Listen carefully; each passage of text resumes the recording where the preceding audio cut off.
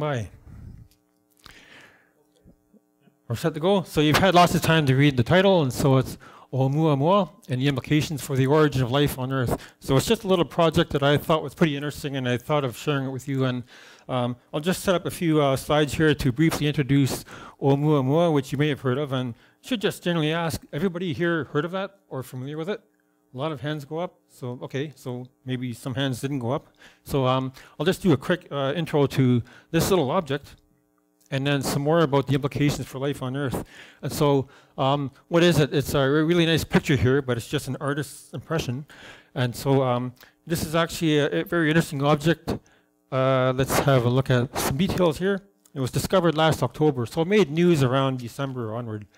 And so it became pretty interesting when it was discovered that it was a very fast-moving object, but it was discovered by Pan-STARRS 1. Everybody familiar with that? Anybody know what Pan-STARRS 1 stands for? No? Panoramic telescope? Nobody wants to guess? Okay. Anyway, it's this big gadget you see in the lower left here, and so notice Andy didn't mention it in his presentation. Don't bother looking for it. And so it's when it's discovered, it was around magnitude 23 or so. So it's not really as an observing object. It's just really an interesting object I thought would be worthwhile to point out here.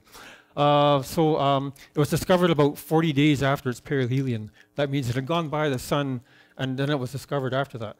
And the designation of 1I 2017 is a pretty unusual designation. It's really the first ever designation with the letter I. So you see, you saw Andy demonstrate some designations of comets, 2C and so on. So the I is the first object designated to be an interstellar object. So that's why it's pretty exciting, in my opinion. It's pretty interesting. So it's the first interstellar object confirmed to be interstellar. So some details to just point out a few details that illustrate why interstellar. Its orbital details were found to have an eccentricity of 1.2. So normally asteroids, solar system objects have an eccentricity of 1 or less. And so a perfect circle has an eccentricity of 1. And generally orbits are generally elliptical. They have a little bit less than 1 eccentricity. There are some cases where they can be slightly over, maybe 1.02 or something like that. It's also possible for some asteroids to get captured and modified, their orbits modified by big planets. But 1.2 is highest eccentricity ever measured for any object, and it's definitely a hyperbolic trajectory. It's not just hyperbolic, it's strongly hyperbolic. So I put in a picture illustration in the bottom here to illustrate that. Normally asteroids and even most comets orbit generally around the plane of the ecliptic. And so the ecliptic being the plane of a solar system where most of the planets orbit generally in a plane. And so this object came from well outside of a plane, zipped past the sun and Earth, and zips off at another high angle. So I have a better illustration of it. But the other interesting detail is it's a very high velocity object. And so here's possibly a better picture. So it gives you a better perspective. You see the outer solar system, and you see the inner solar system where it's zipped by the sun in October. But you get some impression by the upper diagram here that it's strongly hyperbolic and not part of the solar system. But the speed and the orbital eccentricity make no question about it. This is an interstellar object. So that's why it's special. That's why it was discovered, generated some excitement. There's a few other details about it that are not so relevant, or they're interesting by themselves. And this bottom diagram plots some brightnesses. And so the squares are intended to represent, in this diagram that I used, the brightness. So you see maximum brightness when it's fully illuminated, and then it's found to be rotating, but actually rotating in complex axes, so it's actually tumbling, not rotating around one particular axis. So it's not even a variable star. It's a tumbling object. And so you can also get some spectra or measurements of the surface to give some indication of what the composition of the surface is.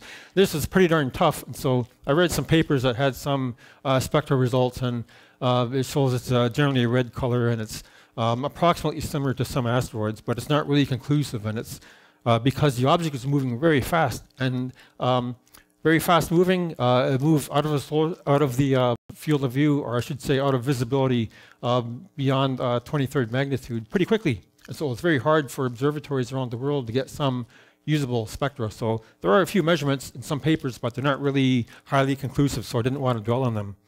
So those are just a few details that don't matter an awful lot, but they cause it to be classified because it's mostly metal-rich, classified as an asteroid, although at first it was thought to be a comet.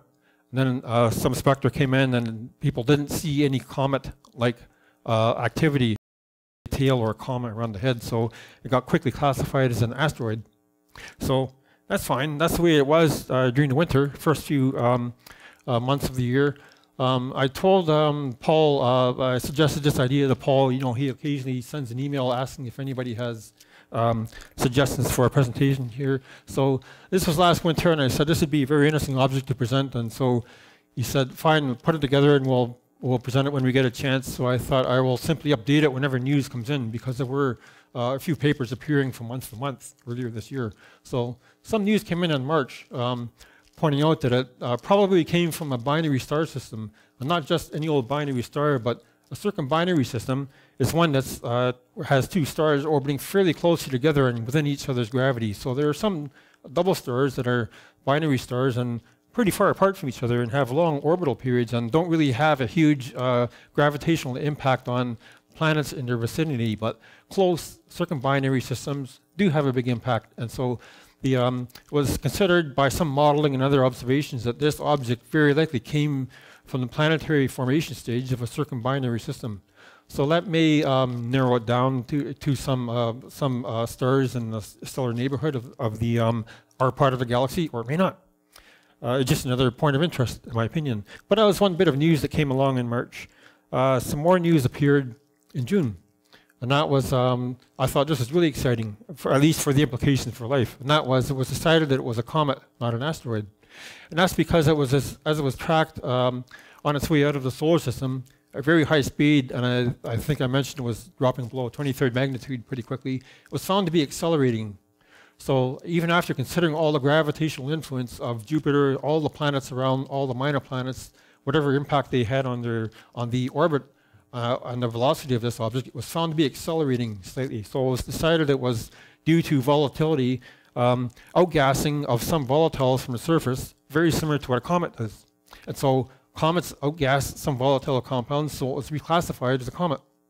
And so nice illustration here, but you may get the impression a rock heated by the sun and maybe some jets of gas or volatiles popping off the surface and causing some acceleration in some complex form, considering that it's tumbling irregularly. So that was very interesting news, I thought.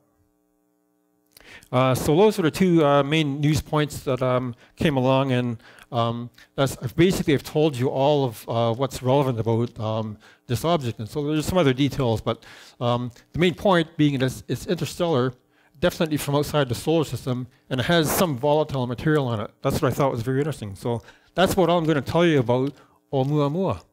So I also wanted to tell you about some aspects of life forming on Earth, because it's closely related to this object, or it could be, or you may decide for yourself. And so I should stop playing with this, and I should press the correct button and advance to the next slide. And so I don't know, I wasn't sure how much stuff to mention about this. Anybody familiar with abiogenesis? Not too many hands. Andy is. Anybody familiar with the idea of panspermia? A few more hands. Okay, good. So in that case, I'll spend a few minutes talking about some ideas about abiogenesis. And so this is the idea that life could have developed from non-living matter on the Earth.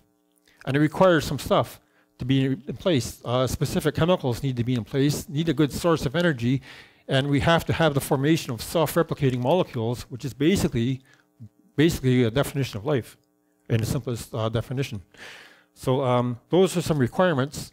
We need to have some chemistry present, and on Earth we have carbon and water, and so all Earth-based life is carbon-based. So there is lots of carbon, fortunately, and there is water, and there was lots of water present in Earth's early atmosphere and in oceans.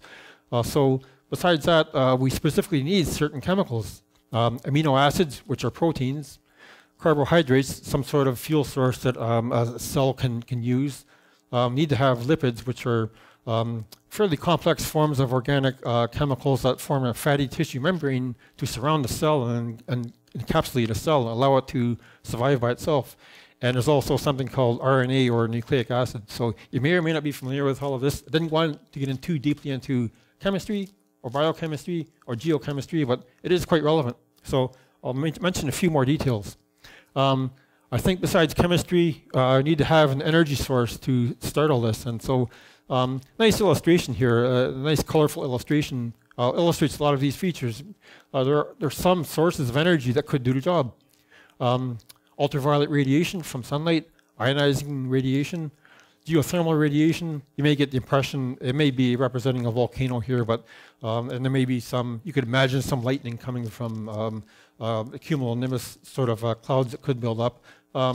Volcanoes, lightning, impact events. So you can sort of get the impression in the early Earth, a lot of objects slamming into the atmosphere or even the surface, causing impact events and possibly transporting some of those important chemicals that I mentioned. So those are energy sources that we need and have, and were present. Some other conditions that were present on the early Earth, we did have water oceans, did have the correct sort of atmosphere in place, and some chemicals were known to exist pretty early. Methane and ammonia are just fairly simple compounds of carbon with hydrogen and nitrogen with hydrogen, and some other things, hydrogen and sulfur compounds. Metals and minerals may be pretty helpful for being catalysts that will help the process get started. Hydrogen and cyanide came from comets. We know that's on comets, so it's a good source of the chemistry and the energy available on the early Earth that could have helped life start by itself, the abiogenesis process. I don't know if anybody's heard of the Urey-Miller experiment. I'm not sure how famous it is, but maybe not. So maybe a few people may have heard of it, may not have. This is an interesting experiment for the to help out with the idea of life forming by itself on Earth.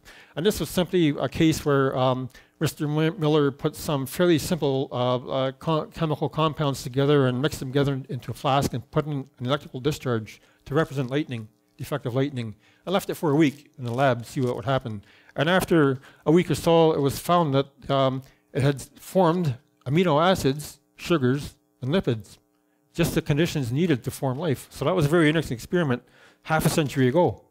There are some other places on Earth where life could have begun. I don't know if anybody's familiar with hydrothermal vents. Maybe, okay, good, some people are. So in case you're not, these are very interesting places in the bottom of the oceans where extremely hot water is percolating out through the crust, pulling some minerals from the crust with it and percolating into the ocean. And with these vents, it's a little ecosystem all by itself. So sulfur, hydrogen, all sorts of chemicals are in place with a lot of heat and a lot of interesting chemistry going on at the base of the ocean where these hydrothermal vents are blasting out of the crust. And also, near these vents, there are some interesting life forms. So there are some weird, strange, unique life forms that exist around these hydrothermal vents. So it's just one illustration of one possible location on Earth where life could have begun, at the base of the oceans. There are others as well, but I'm just going to summarize it here just by saying there's a lot of evidence to support the idea that life could have begun by itself in the abiogenesis process on Earth. So the other idea of panspermia involves the seeds of life being everywhere in the universe, or at least scattered anywhere, if not necessarily everywhere. So the point here is that building blocks of life, those chemicals I pointed out, amino acids, lipids, and so on, could have been brought to Earth from space. So I showed you illustrations showing meteors or some sort of objects blasting into Earth, and you could just sort of picture some potential chemicals blasting into the Earth, a local source of energy wherever it blasts into the ocean or the surface, and some spots here or there where life could have begun. Is there any evidence? Sure there is. There's lots of evidence. Some meteorites have been found to contain these amino acids. There's a lot of water and volatile organic compounds found on comets. And a lot of other bodies in the solar system are known by now to have water and organic compounds. And so I think this is a big, exciting development in the past decade or so where previously it was speculated that water might exist on Mars or other locations, and now it's known to have be in oceans under the crust of Europa and Enceladus and other spots. And I put in a picture. You notice Andy mentioned Sirius, so here's a picture of Sirius. And what was interesting, a few years ago, speculated to possibly be ice or water. It's now known that it is water. It's from the Dawn spacecraft that noticed this white spot that was a mystery a few years ago. Anybody remember that? Anybody remember what a mystery it was a few years ago? So it's very interesting development in the past few years that now it's widely known that water is all over the place, including other stars. So there's lots of evidence for the building blocks of life being in space and could have been transported to the Earth. And that's basically the basis of the panspermia process.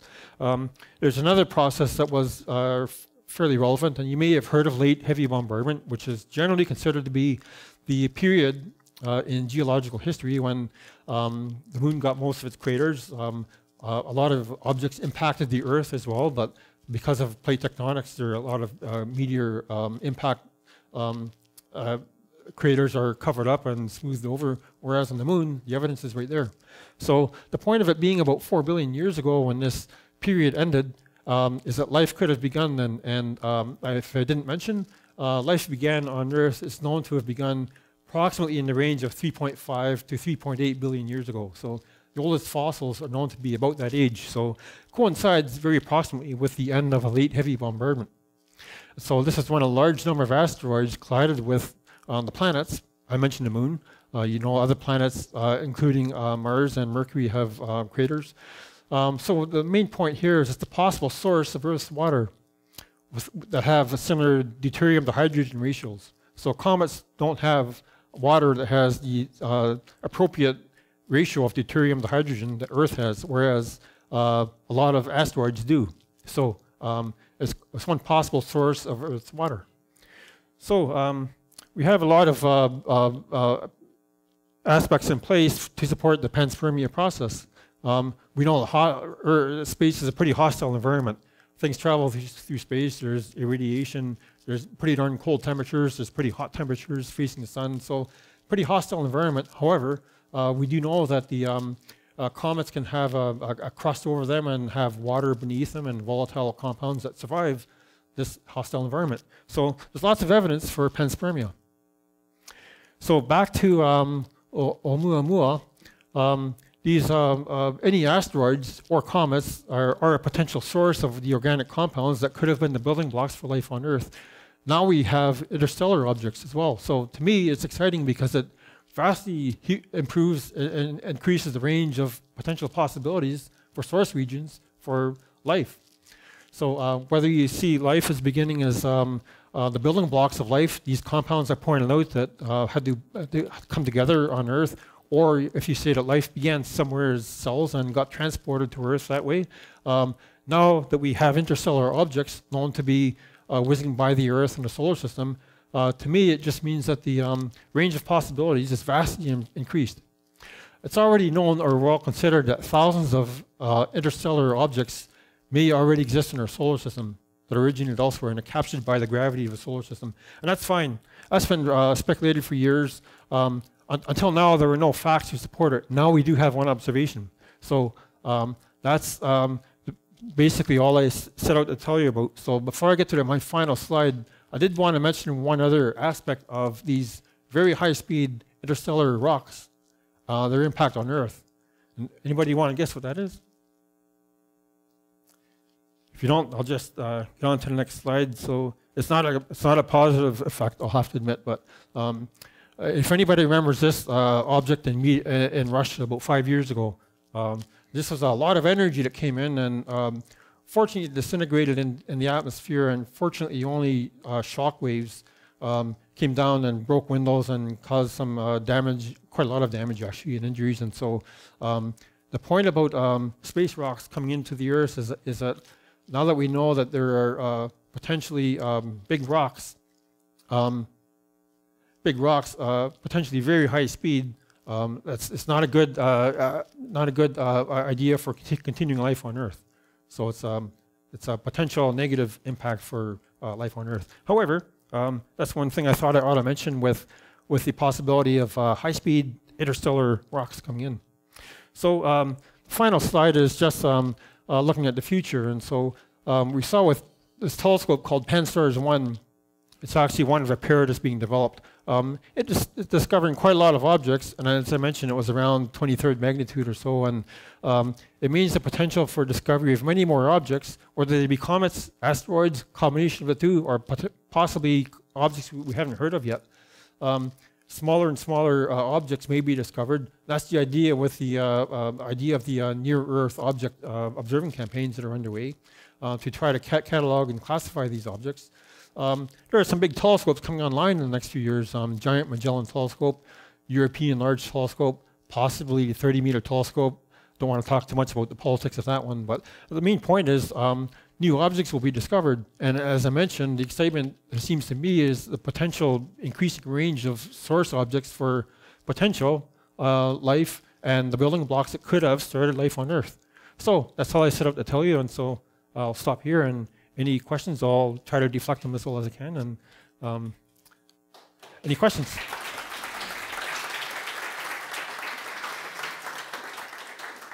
have a question from online. Have they traced it? Thanks. Have they traced back the source of our interstellar visitor as to where it came from? So the source of the interstellar visitor, short answer is no. The longer answer is some modeling has been done and presented in some papers saying that it probably came from one of the stars in the vicinity of the solar system. However, other papers are saying it could have been flying through interstellar space for millions of years and could have come from anywhere. So first speculation was that it came from the direction of Vega, which is the direction that the solar system is moving in the sky. However, I favor the speculation more that it could have been in space for millions of years and not necessarily came from our stellar neighborhood. So that's the best answer there is for that. Anything else? I would say we're finished, Paul. No more questions? Okay. Well. That is an interstellar object. Fine. What was the source of the origin of that, material? So the source of the origin, so it's interesting because the question of whether it's a rock or a comet is interesting because the speculation is that it came from, most likely got ejected from a circumbinary pair of stars. And so the point about star formation is that the planetary formation stage of a star and a solar system, rocks and debris left over from the accretion process where the star form a disk around the star, accretion disk that gradually separates from the planets. There are some planets and there are a lot of gravitational interactions where smaller objects get flung out, gravitationally flung out of the system far away.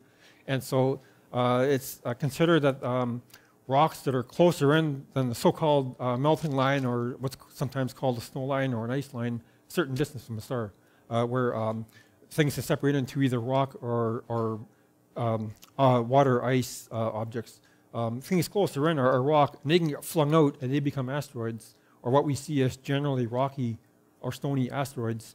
The farther out objects are mostly water and dust, and they get flung out as comets. So it's generally considered by some people who have studied it and done some modeling that the objects that we will find as interstellar objects will be mostly comets rather than asteroids. That's because they're farther away from their parent star, they're easier to get flung out by gravity. But in this case, it was considered to be most likely flung out by a circumbinary pair of stars that had more gravitational influence that had made it easier for the object to get flung out. So that's the best speculation of where it came from.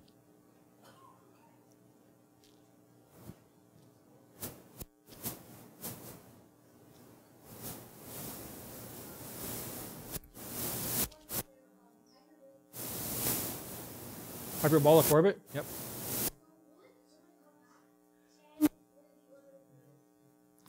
Okay, so the question is about the hyperbolic orbit. So will it come back, and if so, what is its period? So it's hyperbolic orbit means it's not coming back. It's a one-way path through the solar system.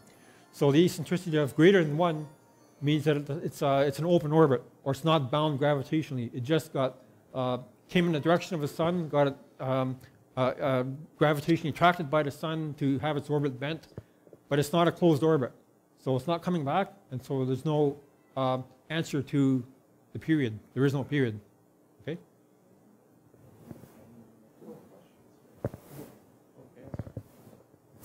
Go ahead. Yes.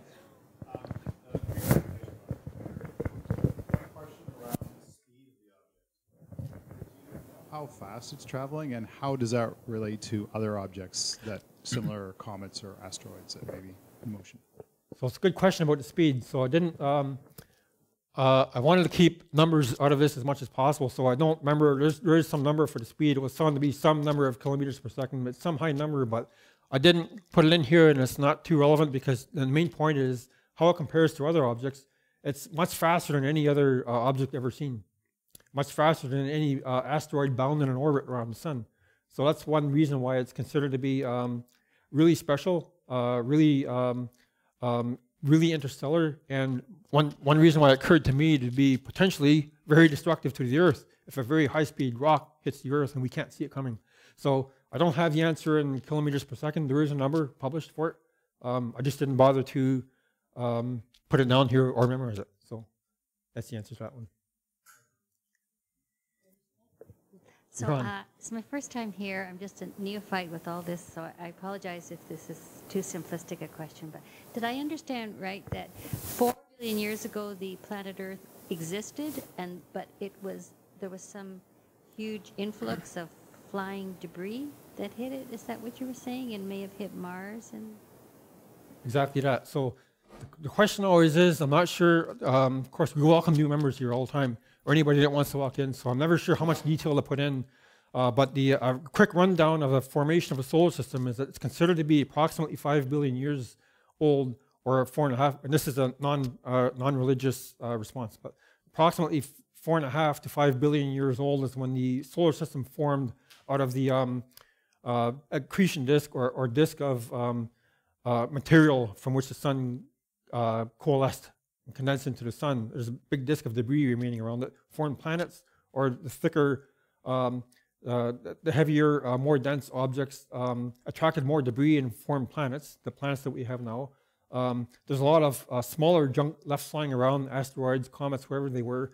So it's considered, because of gravitational influences from the other planets, it's considered that about 4 billion years ago, after the solar system had formed, but 4 billion years ago from now is the general time range it's considered to be. Yes, there's a huge period of more asteroids than before or after, bombarding the Earth and all of the inner solar system. So that's been found by lunar crater ages, craters found on Mars and on Mercury, where there's no plate tectonics to erase the craters that are evidence of that. So if you're asking about, did I understand it correctly? Yes, it was called heavy bombardment because it was a relatively bombarding period in the formation of the Earth. My point was that when that finished, coincides approximately with the time when life began, according to our oldest fossils. So does that sort of answer your question? Okay. Guess we ran out of questions, Paul. There was one question from the web. Just about the shape of our visitor. Is any thoughts or ideas on why it would end up being in quite that shape? So the shape of it, you see it had an aspect ratio of approximately 10 to 1, or approximately 10 times longer than it is wide. So it's considered to be a collision, a rock that formed in collision in its solar system, wherever that was, formed by collisions. And that's how it formed chunks. So that's the formation of asteroids in general. Just a bunch of rocks colliding, and it was considered to be just simply a collision. So I don't think there's any more information about it than that. Been a few papers about that implies that its origin was from a collision, but it just confirms that it was an early solar system somewhere where there were a lot of collisions in the process of accretion and collision in its formation. So, okay. Thank you. Okay, Paul, I think we're done. Thank you very much, Frank.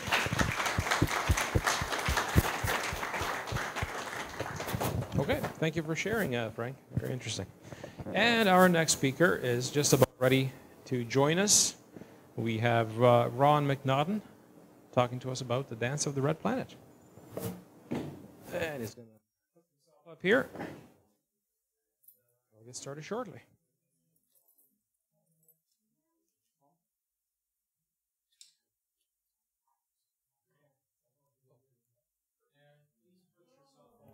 Radar off.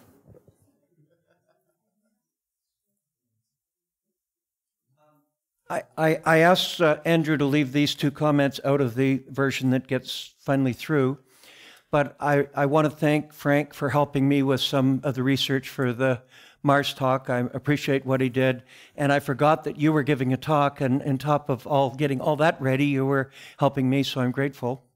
And I also didn't make the picnic in the CAO, but I was able to see the Sarah Seeger talk, and it was so wonderful to experience that. And I just want to express an appreciation in general for Andrew, Betty, and Ward for all the work they do to set up the projection system.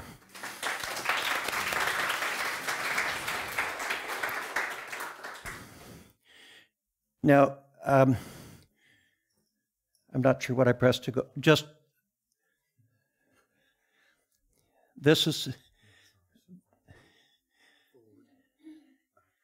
okay. Good, thank you. I love the poetry of the phrase "dance of the planets," and I can see ancients looking at the sky and they see these bright objects move back and forth. And sometimes I go higher in the sky, lower, and it was a real mystery. And it wasn't really until Kepler figured out what causes orbits and paths that there was an understanding. But there's a real poetry behind it. And I want to talk a little bit about my first experience with astronomy, other than as a kid, where I enjoyed a little telescope. But about 25 years ago, Rosemary Kelch told me there was a telescope store in Schomburg. So I went to the plaza and went upstairs and went into this magical place by John and Suzanne Kidner, Perceptor. I don't know, has anybody here ever been to Perceptor store? Just a wonderful place, and they had eyepieces and books and charts and telescopes and more telescopes and more telescopes.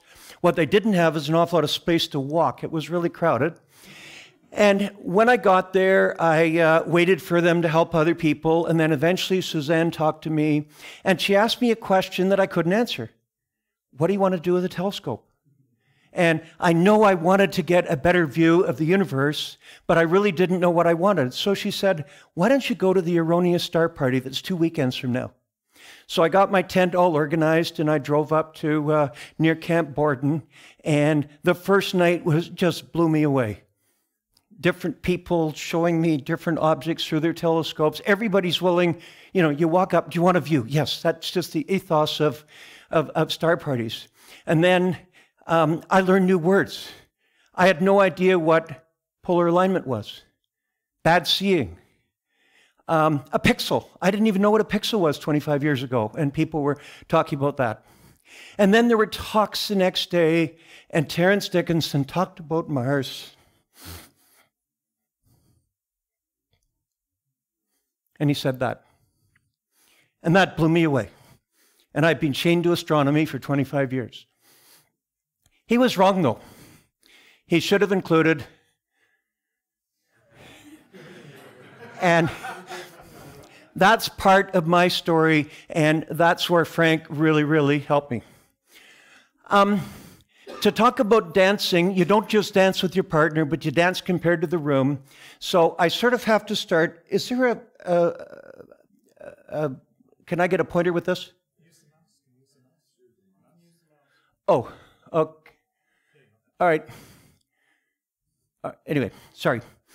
The Earth goes around the sun counterclockwise from above. All planets do. And let's say we're at the northern spring equinox. And in there, what we can do, what happened to the mouse? There we are. At the northern spring equinox, which is in March, we can see in the evening the stars of Taurus, Gemini, Cancer, etc., and all the Messiers there. If we want to, at midnight, we can look opposite the sun and we can see Virgo and its wonderful collection of galaxies that we can also see.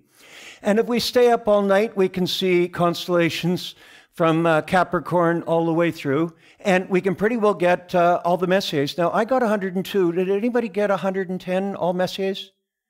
Has anybody done in the same night? Not in the same night. Yeah, I got them all, but not in the same night. Anyway, at the same time, then, we're looking through the sun, and the sun is in front of the stars of Pisces, and that's not that big a loss because there's not much interesting there. No, I shouldn't say that.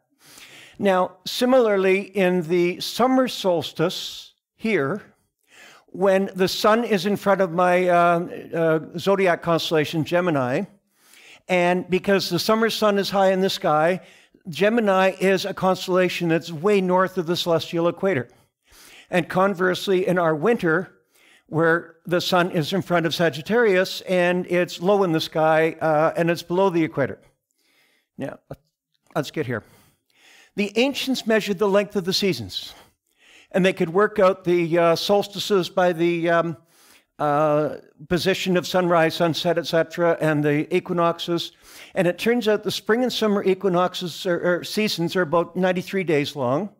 The fall is 90, and the winter is 89. Not quite sure why, but it turns out that the path of the Earth around the sun is an ellipse, and when it's closer, perihelion, it's faster. So we get through winter faster than we do summer, although from the complaints I got this year, I'm not sure that's always true. The seasons, of course, are caused by the tilt of the Earth compared to the sun. And there's an interesting movie where Harvard graduates explain seasons, and these guys that graduated from Harvard said, you know, somebody comes up and says, why do we have seasons? And they, I think it's because we're closer to the sun in the summertime. Wrong. We're actually further away from the sun in our summertime. And I have a question for all of you later, by the way, to see your knowledge. Now, the orbit of Mars is much less round than our orbit. And it's, these diagrams are to scale, by the way. And their seasons are about a season ahead of ours. So if there's an opposition at our summer solstice and Mars is opposite Earth, it's going to be fall equinox or one season ahead. So that's a general pattern for the Mars seasons. And when you look at the Mars seasons, remember there was 4 days difference between the longest and shortest season on Earth? Well, it turns out spring is over 50 days longer than fall in Mars. This is northern spring. And the northern summer is 25 days longer, roughly, than the northern winter. And that's because this orbit is so far from being round. And, of course, in a week and 2 days, we have our opposition. And the definition of opposition is when the planet is opposite in the sky to the sun. But I prefer to think of it as when we're cutting the corner on the inside and we pass between them. To me, an equivalent definition. Now, let's start looking at the constellations. This is against the stars of Capricorn. And Capricorn, like Sagittarius, is relatively low in the sky because that's a winter, a constellation that is, the sun is in the wintertime. So before we even start, it turns out that Mars is going to be low in the sky. But it's worse than that. Mars is also slightly tilted compared to the Earth. And this is actually to scale and with a right angle, and the sloping line is a line of nodes. And actually, if a Martian were there, and it was an opposition at that moment, Mars would see a transit of Earth. Okay, because it would be in a straight line. Otherwise, Mars is either above or below. But in our opposition, it's now below the plane. Now, the angle is only a little under 2 degrees, but it's magnified because this distance here is, it might be 2 degrees or less than 2 degrees from there, but from here, it actually ends up being 6 degrees below the ecliptic. So using my Starry Night program, Mars on the night of the opposition is 20.5 degrees above the horizon. That's the best view we're going to get of it. And see how far below it is the ecliptic. And at the same time, we've got a full moon almost right next to it. So it's a great opposition and close, and I'm going to get to that in a bit. But we have several things going against us. So when to see Mars?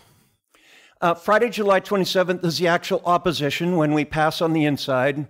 And I'm rounding to 24 arc seconds. And it's going to be 11:26 before it gets 15 degrees up in the sky. I just picked a number. There's nothing magical about that. But see how here Mars is still getting closer to the sun because this is a perihelion? So the closest approach is actually a little after the opposition day. And we actually get closest approach next Tuesday. And it's a little bit higher, and it's, I write 100%. And the following week, a week after opposition, we get basically the same view as opposition night. So we can keep showing Mars. It doesn't have to just be opposition night. But there's more to it yet. And this might be a little complicated, but I'll give it to you. I had my students calculating the speed of the planets from a table of average radii of orbit and the number of years for a period. And they had to work out the kilometers and seconds and divide it. And I had the class, if you're born in January, February, you do Pluto, which is a planet then, March, April, etc. And then I said, and everybody named Venus do Venus, and that girl just beamed. Anyway, it turns out we go 30 kilometers a second, Mars is 24, the difference is 6. That's almost 4 million kilometers a week and 15 million a month. And that is 1/10 of the astronomical unit or distance between the Earth and there. So what I did is this is scaled to be 15 million kilometers. Again, this is to scale, but the models of the planets aren't. And it turns out that over a month, both planets move forward and Earth moves that much further forward. So it only gets a little bit further away over a whole month. So 1 week after opposition, it's the same size. 2 weeks, it's 97% of the size. 394. 4 weeks after opposition, all of August, it's up to 90% of its size. And it's going to be September, it's going to be visible. And hopefully the dust storm will be gone by then. But we actually get to keep a good view of Mars for a long time. And this actually is a bigger version of Mars than the opposition Terence Dickinson was talking about when he made that comment that really grabbed me. Now, the next opposition. Mars' orbit is 1.88 years. So when it goes all the way around once, Earth goes around once, and then 88% of an orbit, so it might end up, I'm not sure exactly, there. Then Mars keeps going, and it takes until October 13th, 2020 for the next opposition. Now, there's something a little perverse about the way Mars works, because this opposition is 2 years and 77 days, and it's exceptionally long because in this period, Mars is close to the sun, is really booting it, and it's an extra long time. The average is 2 years and 49 days. And actually, we end to get more oppositions here when Mars is slower than we do here. So the best season for Mars oppositions, it's the low in the sky in our hemisphere, and B, they happen relatively rarely. So that's kind of perverse, but we accept nature as we get it. Now, I've made 3 diagrams here for the oppositions. This is the one in 03, and you see the orbit is just a little smaller than the line. All these lines are the same length, by the way. This is the length for our opposition coming up in a week. And that one is a little further away, but they're still pretty good oppositions. So combining those, you see that The one coming up in 2 years' time is 92% as good, and the one in 2003 was only a little bit better than ours. Now, dancing is more than just moving around the room. You also have more subtle features. So I'm now going to talk about what happens to the polar caps. And this is a quiz. And if you don't know the answer, I'm asking people to guess. In the southern hemisphere, well, first of all, let me say, the water ice part of the polar cap stays put. But the carbon dioxide part sublimates in the summertime and then reforms in the wintertime, so it goes back and forth. Now, in the southern hemisphere, it has a short summer. This is the southern summer because it's moving fast, and it has a long, slow winter near aphelion when it's further away and colder. In the northern hemisphere, you have a short winter near there and a long summer up here. So which do you think would have a bigger ice cap? I ask people, don't be afraid to be wrong. Who thinks, without knowing, who thinks the northern hemisphere would have the bigger ice cap? Can I just see, anybody want to make guesses, or do you not want to make guesses? So some people say the north. Who thinks the southern hemisphere would have the bigger ice cap? Okay, it's too dark for me to count. I'm flabbergasted at the answer. And I made these two pictures to scale. So, why? It could be that the lower elevation in the northern hemisphere, it maybe attracted more water vapor from the planet that's not there. It could be the mountains here that's higher, there's less vapor in the air. Not only that, it turns out that these caps aren't even centered on the North Pole, and the South Polar region, the permanently water-frozen part, isn't even at the actual pole. That's the actual pole, and the cap goes there. And if you look at the North Polar cap, you see these spiral patterns, and this is the North Cap. And it doesn't make sense to me, but I read that these are places where the wind is bent by the Coriolis effect, the spinning of the planet, and they whoosh down through valleys and they scour them out. But that's part of the planet. But I'm not quite sure why it's that direction. To me, it would be the other, but there are lots of things I don't understand. There's another part that I didn't know about before I researched here, and that is in the winters or the summers, you get a lot of carbon dioxide getting taken into the ice caps, but in the spring or the fall, they're relatively small. One is growing, one is shrinking. And when you look at it, there's actually less atmosphere pressure in the height of winter and the height of the other winter, and you have a higher atmospheric pressure during the seasons because the carbon dioxide has not yet been frozen into the other or sublimated into the other thing. And Curiosity, the rover, had a barometer, and this shows the data. And there are a few interesting things about the data. It definitely, the pressure gets greater towards the southern spring. And the other thing is you see little bumps back and forth, and I don't know if they're like low pressure areas going through or something, or the Martian weather. And I'm astounded at the difference in pressure between day and night and how that affects winds, and are there strong winds near the terminator or sunset points? Maybe that's what stirs up the dust storms. Lots of questions I don't know the answer to. Oh, dust storms. I've seen a number of pictures like this, and to think you're in a place and suddenly this wall of dust approaches you, it would be so scary. But I gather when it passes you, you just have dust all over you, but you can still breathe, etc., etc. But that would be terrifying for me to experience. This two pictures were taken, I think it's a week apart, in 2001, and just the planet suddenly got covered. Damien Peach, has anybody heard of Damien Peach?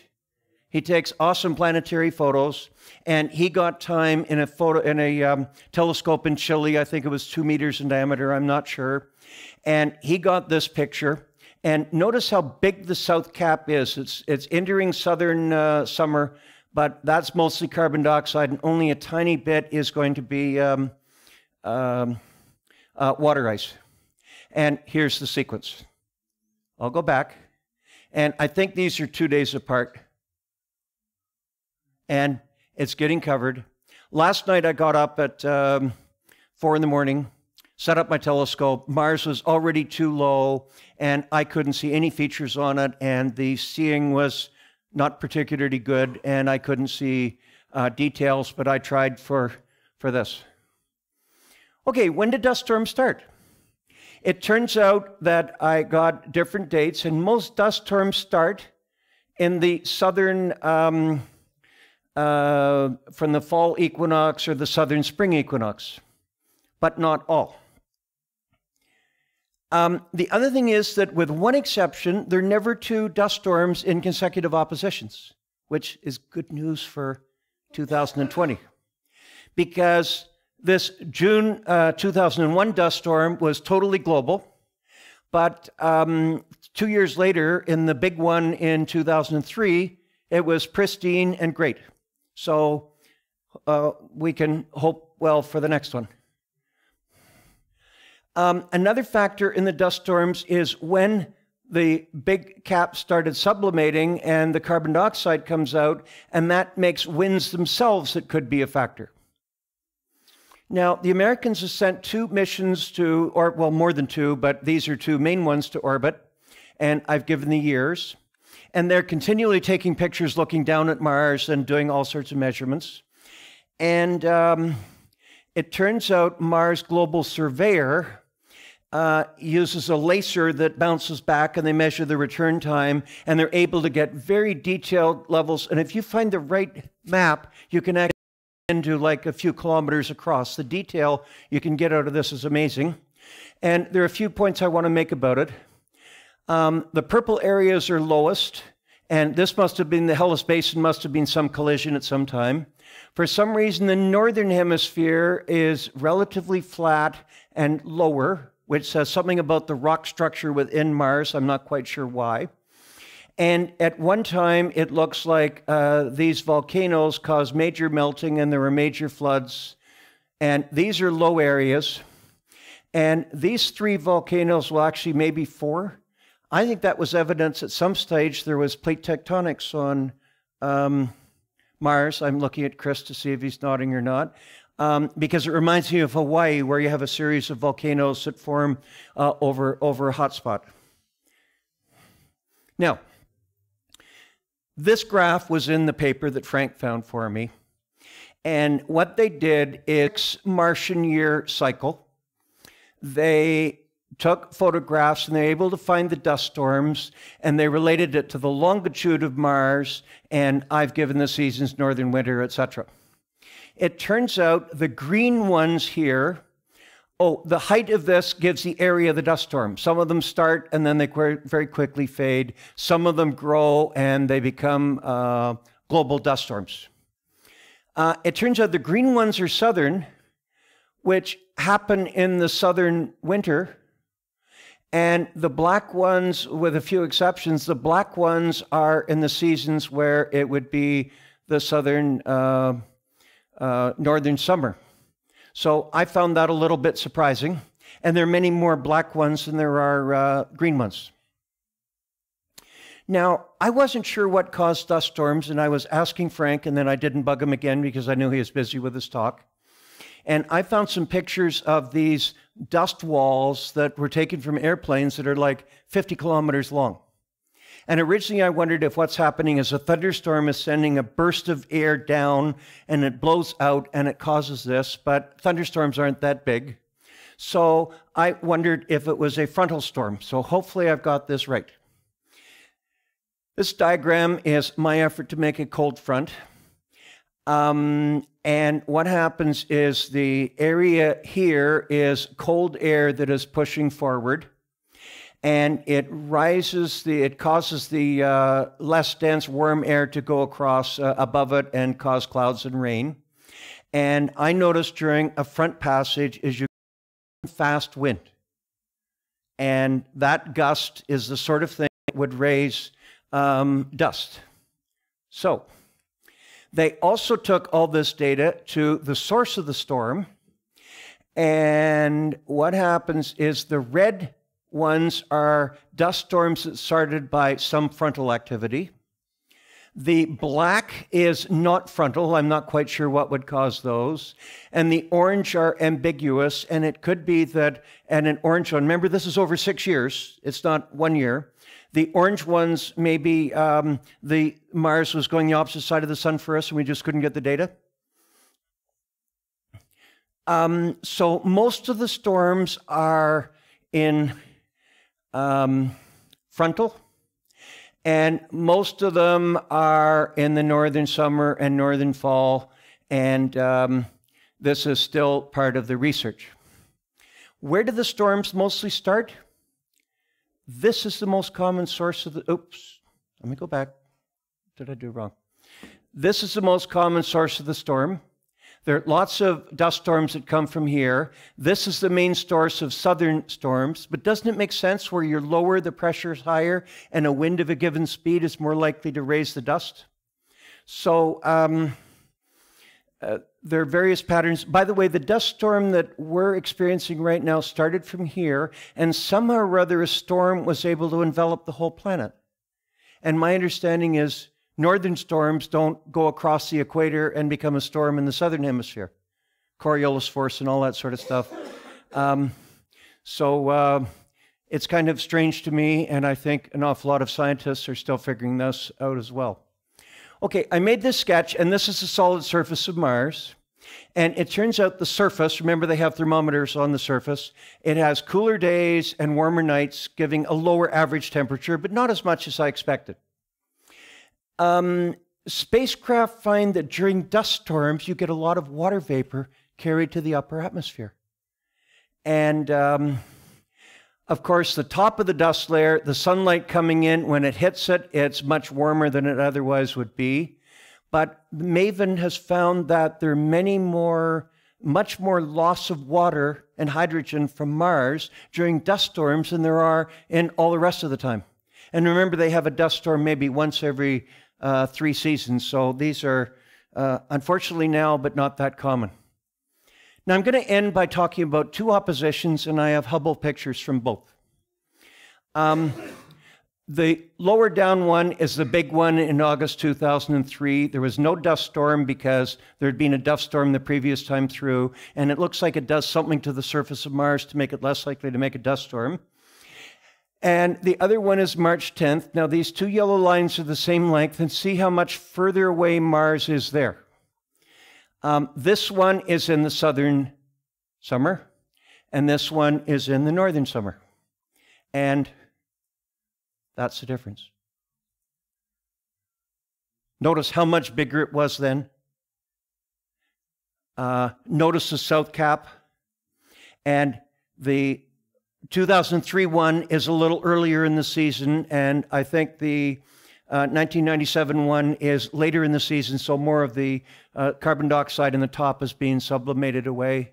And of course, they're pointing to different latitudes. Anyway, thank you very much. And there's a picture of somebody growing potatoes, and I don't know if we're going for French fries. Thank you very much.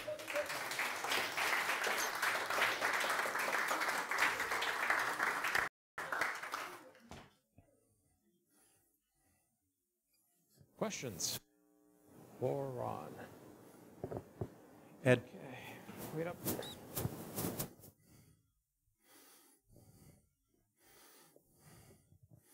I don't know. So this is more of a comment than a question, but you have some. The other Mars and Earth is the fact that Mars rotates just a little bit more slowly than the Earth. So as every night, as we go out, we're seeing the same side of the planet, but it slowly shifts over weeks and months. Yes, and my understanding is the crews that run rovers have to be awake when their rover is on the day side, so they continually have to shift their hours where they go to sleep a little bit later every night and then get up a little bit, whatever, and it's quite difficult. It's sort of like people that do shift work where they have to work nights because of that. But if we look at Mars one night and can see features, which you can't right now, actually, it looked the same last night as it did the night before. No, I didn't say that. But you are right. Okay. Any other question? Oh, can you let somebody get a mic for you?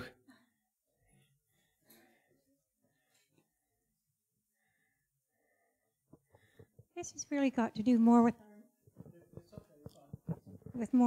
our environment. Now, you've heard a lot of our north, the icebergs breaking away. Mm-hmm. Okay, how come we never hear anything of the south part? Because they do have the ice down there. My understanding is there's significant ice loss of Antarctica and icebergs are drifting. I heard, it seems to me a few years ago, the world's largest iceberg that was known what, calved off from Antarctica. But I think there's no landmass right next to it that is going to be interfered with the iceberg, so maybe we don't hear much about it, or maybe it's down there and that doesn't matter. The only thing that's important is here, but it's a good point. How is this going to affect like our atmosphere? We've been having a lot of change of weather. I presume this has a lot to do with that. You're talking about climate change now? Correct. Who knows how our climate is going to change in the long term, although it seems pretty clear there's a direction that it is changing. It's getting quite drastic. Pardon me? Compared to other years, it's getting quite drastic. I think it's pretty clear evidence. I can't say I'm an expert on that, so I can't go too far in terms of helping you on that. Well, but I think there is a change, though. I'll tell you, a lot of this weather right now is what we had in the 30s and 40s. Mm-hmm. We had very cold winters and very hot summers. Oh. It seems like we're going back to it. Because I used to live, when I was in grade 1, in the Pape Danforth area. Mm-hmm. Now, we made igloos. Wow. And the streetcars couldn't go because it was so frozen over. And then in the summer, it was very, very hot. So that's what I remember of that time. So that's all I can say. I know I lived at Avenue Road in Lawrence growing up, and my father put a rink in that we could skate on for maybe 3 months, and it would stay in for those 3 months. And nowadays, even further north in Bolton, you couldn't get a rink that would stay in for 3 months. So, Thank you. Okay, you're welcome. I'll talk to you later if you want. It's not my area of expertise in terms of global warming, so I can't. Yeah, no, yeah. So a quick comment about that, Ron, is that it's a well-known fact, or it's not well-known, it is a definite fact that southern hemisphere Antarctic ice is increasing. So it's fairly distinctive, no question about it, whereas Arctic ice has been decreasing the past few years. Relevance to Mars is that we're just coming to grips now with more and more research about big cycles that affect Earth's climate. Similar thing on Mars. It's been under study for the past decade or two with constant operational observations by spacecraft. We don't even know why there are global dust storms occurring every several years instead of every year. So just by observations, we're gaining more knowledge about big scale cycles that affect the planet. Similar on Earth, similar on Mars. So that's a quick comment I wanted to make. Okay. Thank you. And that paper that you referred me to, that I showed the graphs, it clearly shows there are patterns. Chris. Hi, Ron. Just a tip for folks that plan to observe Mars over the next while. A moon filter or a variable polarizer or anything to dim it down, you might get some more details off the surface. And then you can bring in some color filters as well to enhance some of the surface features if the dust is not too harmful for us. I found a month ago the best details I could get were with a red filter. And Density filter, your moon filter on it, and it'll reduce the bloat on the planet and make it a little bit. Yeah, more good point. It is quite bright, not just looking with naked eye, but in a telescope. It's a very bright thing in the sky right now. Too bad I can't see the details I'd like to see. Oh, Joel? Just I think. Do the dust storms make? Oh yeah, I think it's on. Do the dust storms make Mars look brighter to us, or does it not affect that? I've seen a discussion about that, and it looks like some frequencies of light or wavelengths of light are brighter than they were before, but I can't remember which is which. But there was a discussion on that in the Rascals group, I think. Let's stop there. Okay. And enjoy your chips when we go to the bar.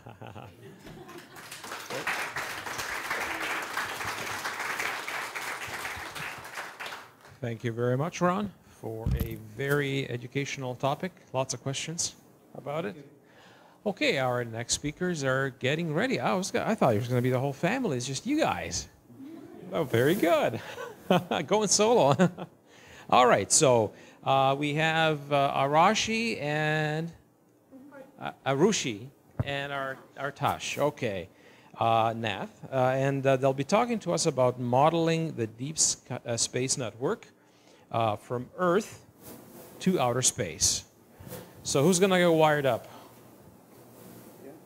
And maybe you'll hang on to this one? Okay.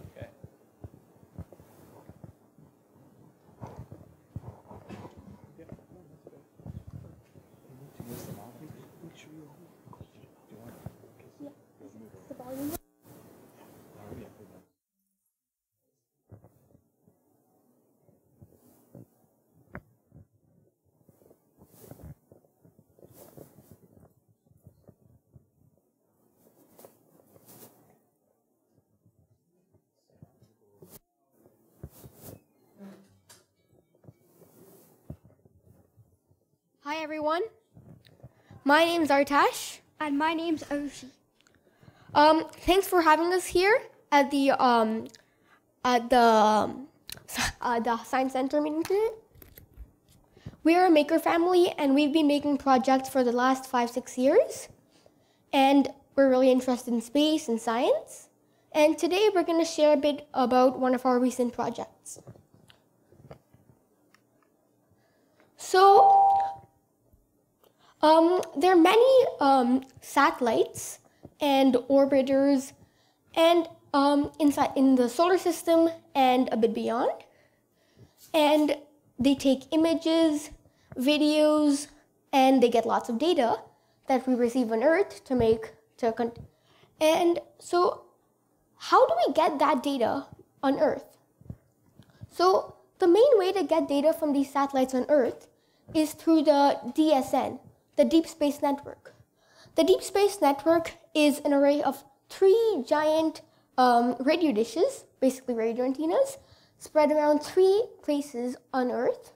So on Canberra, Australia, Madrid in Spain, and United States in Goldstone. So all of these 3 places are around 120 degrees away from each other, so that we can communicate to any satellite anywhere at any time. So yeah, here's just a little image showing the different areas that the DSN covers. So it's communicated to over 33 spacecrafts, and it operates, well, 24/7, 365, or in some cases 366. So the DSN is used in almost all of the missions that go beyond Earth. So not only the United States, but also the European Space Agency, India, and Japan. Now, the DSN is really interesting and amazing invention because otherwise, without the DSN, we wouldn't be able to do all the communication between the missions. The farthest probe that the DSN is communicating with right now is the Voyagers. And so, since it's so interesting, we wanted to remodel a bit how it works ourselves. So, a couple of weeks ago, there was a rocket making workshop at the Carr Astronomical Observatory by Tony Harvarton, and lots of people learned how to make model rockets. So, we wanted to get a bit more out of our model rockets, and we wanted to actually get telemetry data from our rockets, just like the DSN gets data from its satellites. So recently we participated in an event with Kids Code Jeunesse, and they also gave us a box of microbits, so 10 little chips that have a couple sensors and pins, and they also have an accelerometer and a compass. So we thought we could hook up a microbit to our rocket to collect acceleration on X, Y, and Z axis and compass readings. And so it basically there was 2 microbits, one of them on the rocket, one of them connected to our laptop, and the one on the and basically they communicated through radio at a frequency of around 2.41 gigahertz. So here's an image, the microbit in the rocket, and we taped the microbit to our laptop to get from the rocket. So we wanted to find out what was the range that the microbits could communicate to each other. So at the Colorado Observatory, we did an experiment and found out that it could communicate the most distance when the receiver was very high. So yeah, we had to do a bit of coding to get all of this working. So we used one of the microbit programs, a JavaScript editor, pretty simple, and we created this code that basically set a radio frequency at 228. It's not really radio, there's different channels because microbits can transmit between a certain radio frequency, and within that radio frequency, they have 256 channels that you could use. So here on the start, I'm setting the transmitting power to the maximum at 7, so we can get the largest distance. I'm setting the radio channel. And here I'm just getting the acceleration data, combining together in CSV format, because CSV format's a good way because computers can read it really easily. So we were able to get pretty good data. Not the full flight though, because the microbits didn't have that big range and the rockets flew pretty high. So we were able to get most of the launch of the rockets and part of the descent. So here's a graph of the Z accelerometer readings at the open house a couple weeks ago. And so it's measuring right now in gravitational forces. And on the x-axis is the time. So that's just the raw data. Then we wanted to analyze it further, of course, to get more out of the data.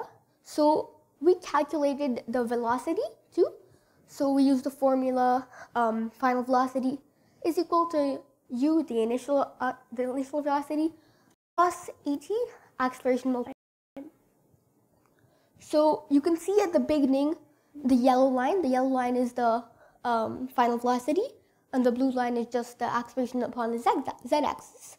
So at the beginning, until 6.88 seconds, you can see that the line is pretty straight, so it's basically on the launch pad before getting launched. Then on the yellow line, you can see it's jerking up, and on the blue line, you can see it's kind of making a little rectangle up. That's the launch time.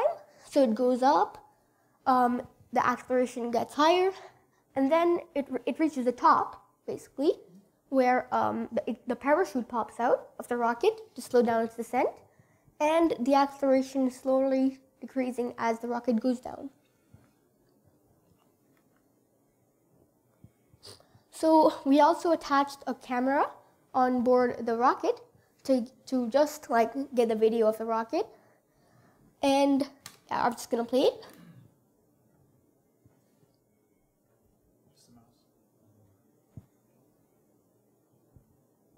5, 4, 3, 2, 1, fire.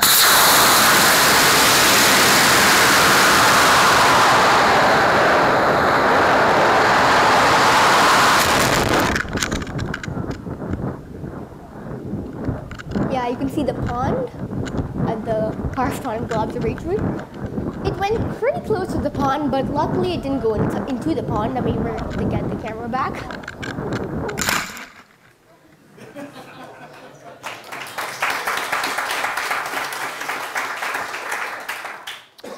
So to improve our little project here, we wanted to get a bit more range. Like if we're gonna launch rockets higher with more powerful motors, you know, the little motor that goes in the back of the rocket to power it up. We want, like, you know how the DSN has many different radio antennas, like on each side it has 4. So we wanted to create like a map of microbits so that we could point them in different directions. So at the beginning there's one pointing just towards the launch pad so we could get when it's launching. Then one pointed all the way up, so maybe we'll get a bit more distance on the top when it goes even higher. And another thing we could do is like, maybe like if we're gonna put 200 meters, a microbit can maybe do 100 meters on a good range, like no big jerks in the data. So we could put a drone at 100 meters. So the rocket would transmit to the drone. The drone would take the signal, reinforce it, and send it back to the microbits on the base.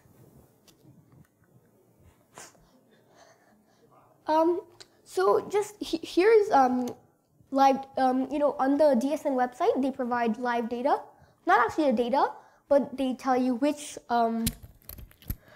radio antennas are transmitting at what time and whether they're transmitting to the satellite or the satellite transmitting back to them. So I'm just going to show you the live data.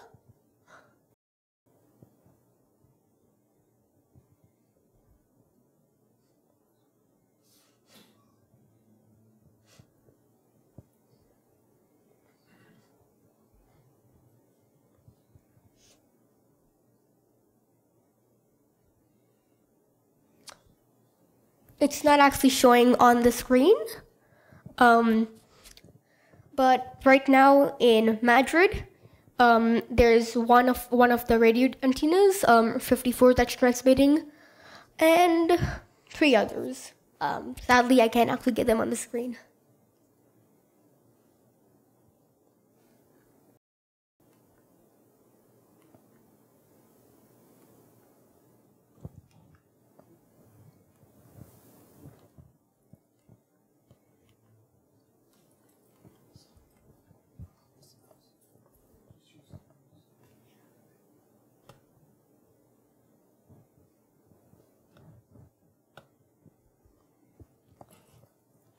So since we wanted to just make a little model of how the when the DSN communicates to different satellites using the website that you get live data from. So yeah, so we took a kind of box and then we attached a puzzle to it. And to show where the DSN is communicating. Basically, we wanted to put a big space background to represent where is the DSN communicating. So we took an old solar system puzzle that we got like 6-7 years ago, and we pasted it as a background for our project. So you know how there's 12 different radio antennas. We couldn't actually get all of the 12, but we took 9 of the radio dishes, and we programmed a small Wi-Fi Arduino to kind of like a little Wi-Fi protocol to the website to know when is the dish transmitting at what time. And there was 9 LEDs on the board here. So 3 LEDs represent dishes from Spain, 3 from Australia, and 3 from the United States. When the dishes are communicating with the satellite, the lights start flashing. So yeah, this is the old solar system puzzle. Because of the limitations of the chip we are using, we could only get 9. So it's just connecting to the internet, and once it connects to the internet, it's able to log into the DSL network and is able to get some of those ports basically.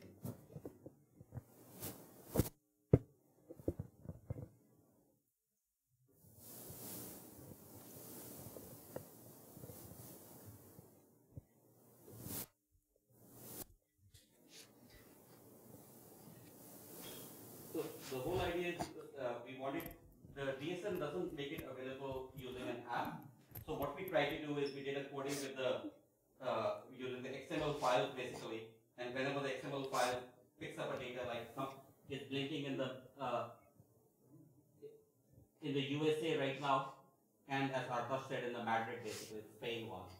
So the idea for us is to be able to get the live data from the different DSMs, and we actually did an outreach at the Future World Conference, and we showed it to Bobat Fardowsi. I mean, he's the guy, the Mohawk guy, the guy who actually launched the flight director for the Mars Curiosity. And we were very happy when he was able to immediately point out and say, it misses out 3 dishes because we only were able to program 9 of them. So this was a small project where we ended up linking up what's happening live in different countries and bringing it back as an educational kind of a device for schools and other outreach. Thanks.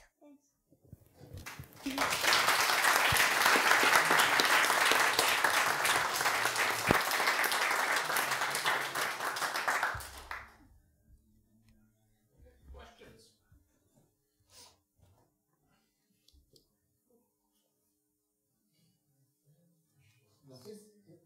It's too much to understand.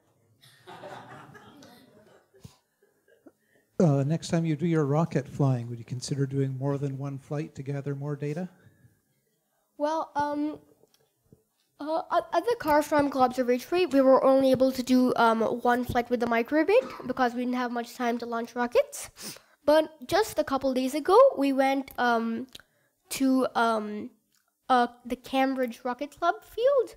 So they have a field near Guelph where they launch rockets with up to G engines, huge rockets, like this high.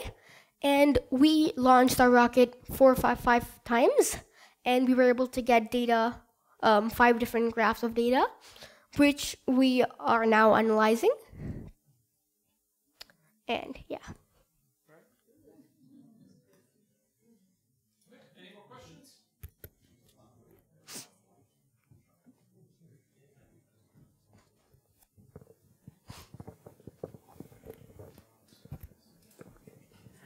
Hi. First of all, again, extremely impressive. And my understanding, I could be wrong. It's been a while since I've read into this, but I think that the way that radio telescopes work a lot of the time is that they operate on a basis called radio interferometry. Does that sound familiar? Have you heard of that term? No? Do you know exactly how these satellites communicate with each other over that long period or that long distance? How satellites communicate between themselves, or Yes. how? Well, satellites themselves have dishes. Yes. So within the Earth's orbit, it's not that large of a distance between the satellites. So even when they're small dishes, they're able to still communicate to each other. In the radio Yeah, frequency. Yeah. Actually,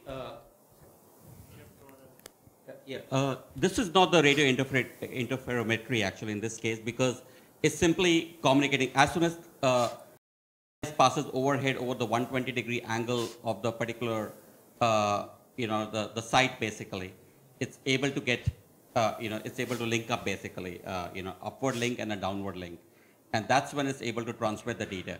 Oh, really? So I'm not sure about, but yeah, these dishes are also used for scientific experiments, basically finding the time it takes for the data to come back. And that they use it for basically trying to find the speed of the velocity of the satellites. Right. And they use it during the Cassini Saturn because they found out when the Cassini was passing through the rings and above the rings. So they were trying to see how much the radio waves change when they pass through the rings and without the rings. And that's why they were able to analyze what the rings were made of. Oh, so that I was see. the whole idea. Okay.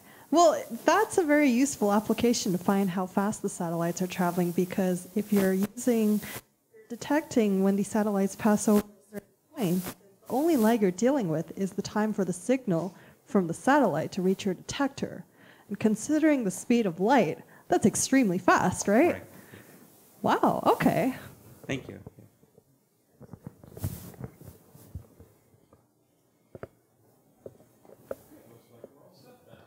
Thanks.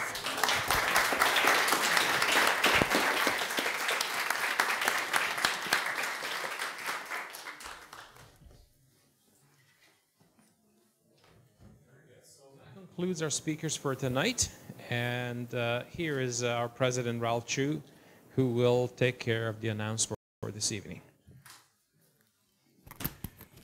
Okay, thank you. It's been a great evening for very good talks. Thank you very much indeed for that really good program tonight. Before I actually start on the announcements, I have a card up here that I'd like you to consider signing before you go tonight. It's for Peter Hiscox, who is this year's Ostrander Ramsey Award recipient, as well as a former first vice president, and also recently the chair of our Light Pollution Abatement Committee. I was trying to arrange to present his award to Peter because he was unable to be up at the open awards picnic last weekend. And yesterday I got a message from him explaining why he was not there. He is very gravely ill. The outlook is not good. And so I'm going to arrange to meet with him and present him the award privately. But in the meantime, I thought it'd be nice to just send him a little card just expressing our good wishes to him. So please feel free to sign the card if you wish at the end of the meeting. Okay, so we're going to just look a little bit at some of the things that are coming up over the next few weeks before our next meeting. The next meeting, of course, another Recreational Astronomy Night meeting on Wednesday, August the 15th. And do we know who's going to do the Yes, we do. Sky this month? Beaton has volunteered once again. Semi-permanent gig. Okay, great. We'll have Blake coming in to talk about measuring double stars. And then Mehdi Bozo-Ray will be discussing exploring the Kuiper Belt with the New Horizons spacecraft. Okay, solar observing, next session out on the telescope here at the Science Center will be on the 28th of July. And then because of the holiday weekend following, the backup date will be 2 weeks after that in case the sky is not clear on the 28th. And in the usual way, we have go or no-go calls that get posted to the forum as well as on our Facebook and Twitter and so on along the way as well to advise the public as well as members about that. So again, if you're interested in solar observing, Sean is the person who coordinates all of that, and he'll be the one who does the go, no-go. Okay, dark sky star party will be first clear night on the week of the 6th to the 9th of August at Long Sault Conservation Area, set up at dusk. And the star party for the city, Bayview Village Park, the following week, the first clear night, except for the Wednesday, which is our meeting night. And again, the go, no-go will be done online in the various media and forum by the coordinator earlier in the afternoon of the day in question. Okay, we do have our regular outreach event at Millennium Square in Pickering. Next one is this Friday evening, the 20th, set up about 6 o'clock, running through until 11 p.m. And again, there will be a go or no-go decision depending on the weather.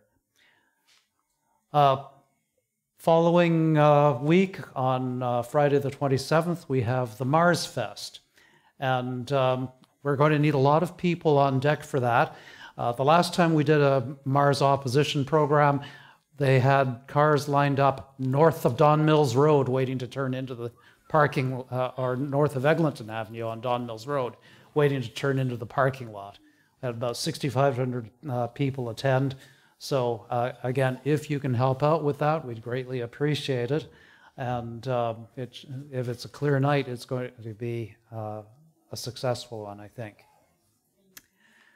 Okay, we do have a special event going on in mid-August, and it turns out that that's the weekend I'm the site supervisor on site. Oh boy, this is going to be a busy weekend. What we're organizing is a joint fundraising event with the Bruce Trail Volunteers, their Beaver Valley group. So what we're going to have is guided hikes, a choice of either a long hike or a short hike from various points along the Bruce Trail. We'll end up back at the CAO for a barbecue with a potluck table, and then a star talk in the evening, and then whereas the Bruce Trail folks have done the hikes, we're going to do the evening observing. And so as a fundraiser, there's a participation fee of $15, but CAO fees are waived for that weekend for people who are participating. Anyway, there will be more information on that on the website in due course. The other thing is that we've got an astrophotography or imaging workshop the weekend of September 7th to 9th that's being set up. And again, there will be more details on this. It's a continuation of an imaging workshop that was held last year, I believe. And the idea is to use the new imaging observatory at the CAO site, which, as you can see there, has two high-powered modern telescopes that will make imaging quite exciting. And again, the usual arrangements for booking space at the CAO for that event. So again, more information about that will be coming to you soon. Okay, so again, there are other things going on at the CAO, and we encourage you to use the facility during the summer. You can get loaner keys if you don't go up on a supervised weekend, and again, you just have to book it online. Of course, if there is a site supervisor there, hopefully we will see the commissioning of this particular structure. This is the photograph I got today of the observatory, which is set up right next to our big public observing observatory up there. And you can see that the roof is rolled back, all the hardware is in place to support the roof on the outriggers. And I guess the next step is just wiring in the motor drive for that and a couple of other things, and then we'll be able to put the telescope into place. So lots of things going on at the CAO site, which is, again, a really exciting thing going on. And a lot of the financial support for that, I want to acknowledge Laura Chow and Sue Wheelband, who in fact jointly have put up most of the money for the building of that structure.